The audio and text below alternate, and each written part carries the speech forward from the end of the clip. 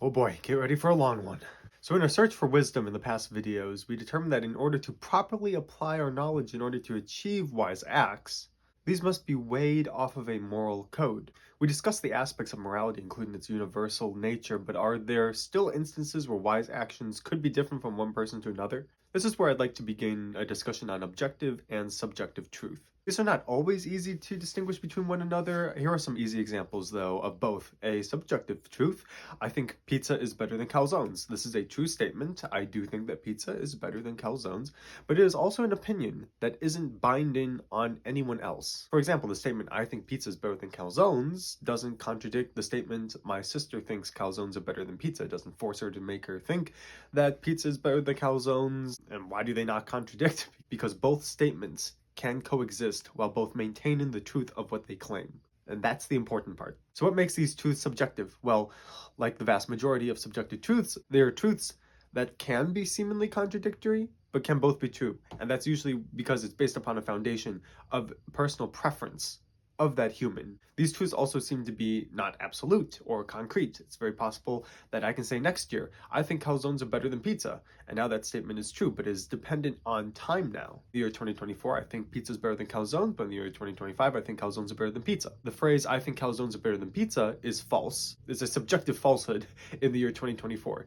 I think calzones are better than pizza is now a subjective truth in the year 2025. So what are objective truths? Objective truths have many opposite qualities of subjective truths. First, objective truths are universally applicable to everyone. They cannot coexist with another contradictory, other claimed truths, and these truths are timeless, meaning what is true, has been true, and will always be true forever and ever, regardless of where in history or the future or the present we are in. So in 2024 it's true, in 2025 it's true, etc. What is an example of an objective truth? The cover of this book is blue. Or mainly, let's just say the cover right here is blue. Objectively, the book is blue. Anyone who says it's anything other than blue is wrong. Now, there is a caveat to objective truths. People can claim other truths to be real. Take, for example, a person who is colorblind. A person who is colorblind, depending on what kind of colorblindness, I know there's a variety, they could honestly say they see the cover as green. They're not lying to you. They're not trying to fool you. They literally see the cover as green. It is what they see and is what they perceive, and in their perspective, it's true to them. But why can't we say they are right? I think some people would argue, well, you're right to say that the cover is blue, and they're right to say that the cover is green, because from their perspective, from their standpoint, it is green. So, why can't you both be right? Well, that's the point. From their perspective, it's green. But that doesn't mean the book is green. One, remember, objective truths, they cannot contradict each other. This book cannot emit both blue and green color. The second person doesn't view this book as green because the book is actually green.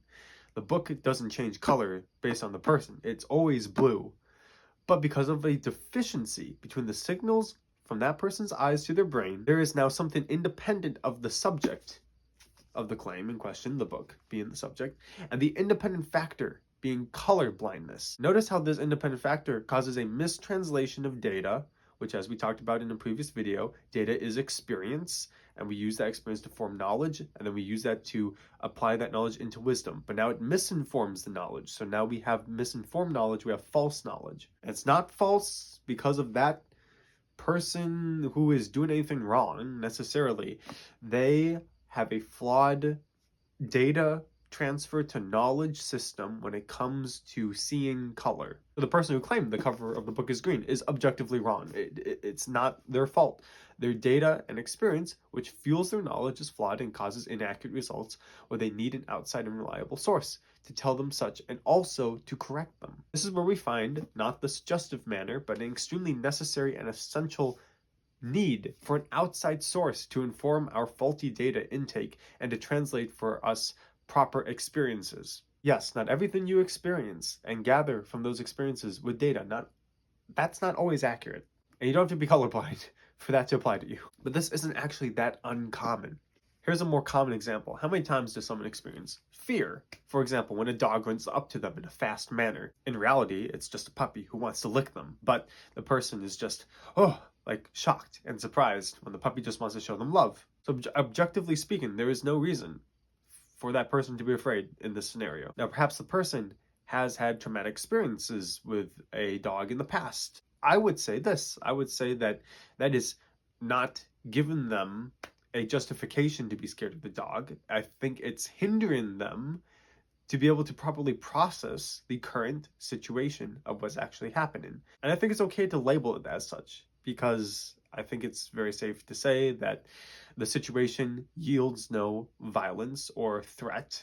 Their past experience is therefore providing them an unfortunate bias towards this and is causing them to act in a way that's unnecessary. The truth can also be stated for the other scenario. Let's say perhaps a person who's only had good experience with dogs is super over friendly and is never cautious with dogs and comes across a dog that, through their naivety, bites their hand. You would need someone who maybe has experienced both aggressive dogs and non-aggressive dogs to maybe inform that person, no, this dog is dangerous, you shouldn't go near them. This whole idea branches into the realm of where people get their biases from, stereotypes, profiling, assumptions, predictions, etc. And we'll get into that into a later video. But I think I've laid out the idea of objectivity versus subjectivity and how they relate pretty well. But now what? I want you to think of a time where you experienced an event and the data you received or derived from the event was actually incorrect, and you needed an outside source to inform you it was wrong and to provide the right answer. On top of this, this is actually a double whammy. Going back to objective and subjective matters, I want you to think of something that you have that's a subjective truth to you. Something similar to, I think pizza is better than calzones. And then I want you to think of an objective truth that you hold. Something that's universally applicable to everyone without exception and is timeless. Very long video today, but well worth the listen in my opinion. Thank you so much. I'll see you next time. Bye.